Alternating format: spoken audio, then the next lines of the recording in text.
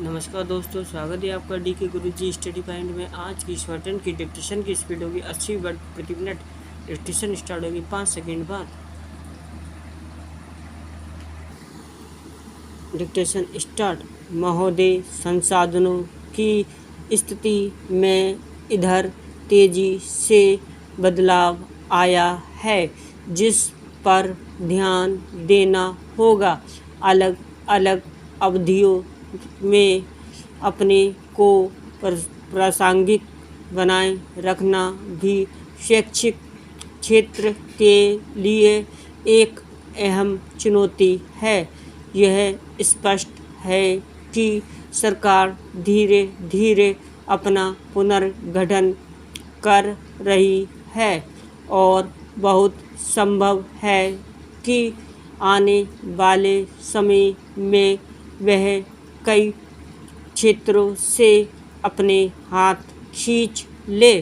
ऐसा लगता है कि आने वाले समय में पंचायती राज संस्थाएं अंततः समस्त विकास संबंधी जिम्मेदारियां निभाएगी। ऐसे में शैक्षिक संस्थाओं की भूमिका को पुनः परिभाषित करने का प्रश्न उठ खड़ा हो सकता है। शैक्षिक संस्थाओं पर पंचायतों के कार्य में सहायता करने और उन्हें विकास का उपयोगी उपकरण बनाने की जिम्मेदारी आएगी, जिसके लिए उन्हें अपने को तैयार करना होगा। आधार स्तर पर प्रयोग करने मात्र से ही काम नहीं चलेगा, बल्कि ऐसी स्थानीय संस्थागत विधियां विकसित करनी होगी जो पंचायतों को उपलब्ध संसाधनों का उपयोग करने में सक्षम और समर्थ बनाए। पैराग्राफ। पूर्व का दशक शैक्षिक क्षेत्र के लिए एक अलग और विशिष्ट पहचान विकसित करने का दशक था। इस दशक में इस क्षेत्र ने ट्रेड यूनियनों, राजनीतिक दलों, सामाजिक आंदोलनों और अकादमिक जगत आदि जैसे समाज के अन्य क्षेत्रों के साथ अपने संबंधों की उपेक्षा की। बदली हुई परिस्थिति में यह स्पष्ट नज़र आता है कि संसाधनों का अधिक कुशलतापूर्वक उपयोग करने और समस्याओं को समग्रतापूर्ण दृष्टिकोण से समझने व हल करने के लिए अन्य क्षेत्रों के साथ सहयोग आवश्यक है। समाज के अन्य क्षेत्र भी इस आवश्यकता को समझ रहे हैं।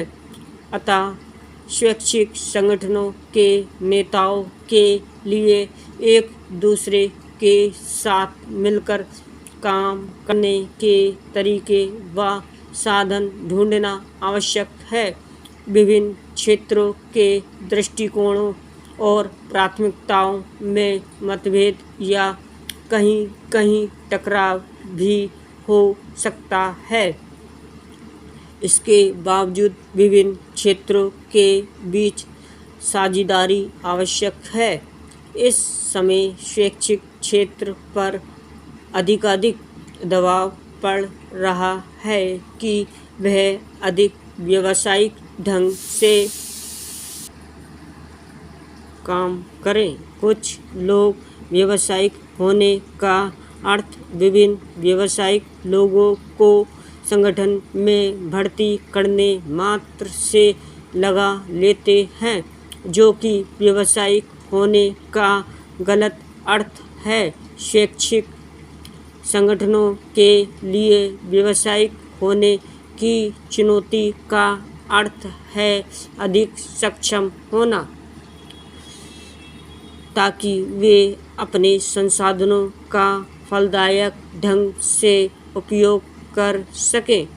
इसके लिए यह भी आवश्यक है कि इस बात की स्पष्टता हो कि लक्ष्य क्या है और उसे प्राप्त करने के लिए कब क्या तरीके अपनाए जाते हैं।